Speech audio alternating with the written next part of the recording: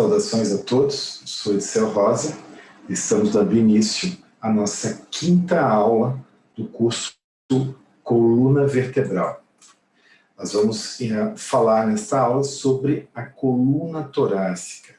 É importante destacar a coluna torácica como uma coluna intermediária entre o segmento cervical e o segmento lombar. Importantíssimo trabalho de mobilidade dessa estrutura, que já é uma estrutura rígida por natureza, pela associação com as costelas. Isso faz com que ela tenha uma capacidade maior de rigidez. Qualquer mobilidade conquistada por essa estrutura vai facilitar o trabalho da região cervical e região lombar. Destaco a coluna torácica como um trabalho intersegmentar, onde mobilizando essa estrutura, contribuímos para a melhora da funcionalidade, da dor e da amplitude de movimento, tanto da coluna lombar como da coluna cervical.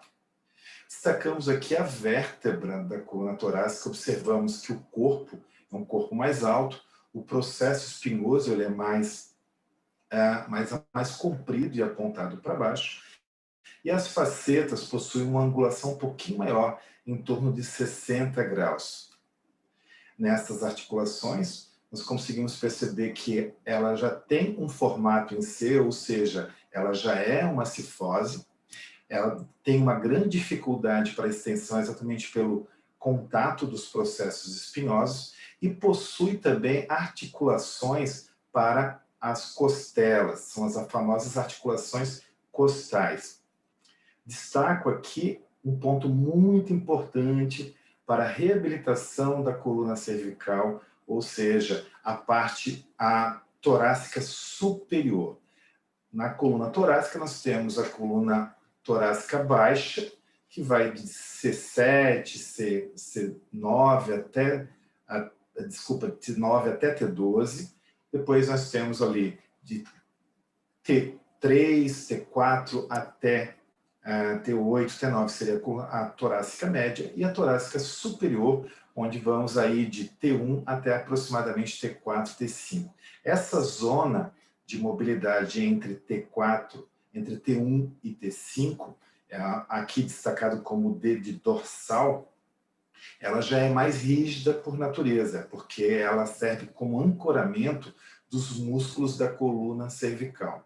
Então, a coluna cervical, por exemplo, quando eu faço um movimento de rotação da cabeça, eu tenho uma mobilidade até aproximadamente T6, até a sexta vértebra torácica. Então, ganhar pelo menos aí o suficiente de mobilidade para essa estrutura superior é importantíssimo para o bom trabalho da coluna vertebral. Na coluna torácica, como nós já destacamos, ela tem um formato em C. Esse formato em C, ele aumenta a sua rigidez através das costelas. Então, qualquer mobilidade que eu faça com a coluna torácica, eu tenho sim um envolvimento das costelas. Isso só intensifica aí uma responsabilidade maior sobre o trabalho da respiração, um bom desenvolvimento da mobilidade da coluna torácica. Essas costelas, elas são distribuídas entre as falsas, as costelas inferiores, onde eu não tenho contato com o externo. Depois, nós seguimos com as costelas intermediárias, onde, através de cartilagens, elas têm contato com o externo. E depois eu tenho as costelas diretas, que são ligadas ao externo, que vai aí da primeira até a quinta costela. Essas costelas, elas ajudam no processo respiratório. Nós temos aqui um trabalho de mobilidade, e essa mobilidade é feita através dessas articulações costais. Então, mobilizar ou trabalhar as costelas faz diferença, sim, nas amplitudes de movimento da coluna torácica. Aqui, para só relembrar, nós temos principalmente na torácica, nas costelas altas, o movimento de bomba ou anteroposterior das costelas no processo de respiração. Nas costelas médias, nós temos o trabalho de Vivaldi, onde as costelas trabalham mais lateralmente, e o trabalho de pinça, o trabalho de compasso com as costelas mais inferiores. Destaco aqui as amplitudes de movimento da coluna vertebral, onde nós conseguimos observar que nesse processo de flexão e extensão, nós temos bastante mobilidade na cervical, temos bastante mobilidade nesse mesmo plano sagital para a coluna lombar e torácica inferior. Já a gente consegue destacar que há pouca mobilidade em flexão e extensão para a torácica média e torácica alta. Então, a torácica média e alta, como eu já havia adiantado para vocês, é uma estrutura mais rígida. Bom, na lombar, nós conseguimos observar com os movimentos de rotação, nós praticamente não temos movimentos de rotação na lombar, ou seja, o movimento é muito pequeno devido ao formato das facetas articulares, que se dispõem a 90 graus, dificultando as rotações.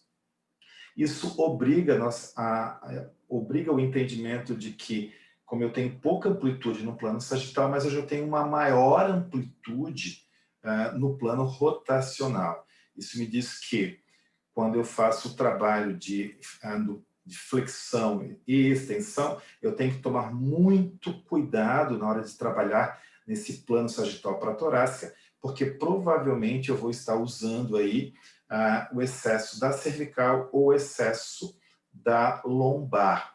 Então, no plano rotacional, eu já tenho aí maior liberdade de movimento para a coluna torácica. Esse foi um breve resumo bem sucinto das estruturas da coluna torácica, que iremos abordar com mais ênfase no curso presencial. Encontro vocês na próxima aula.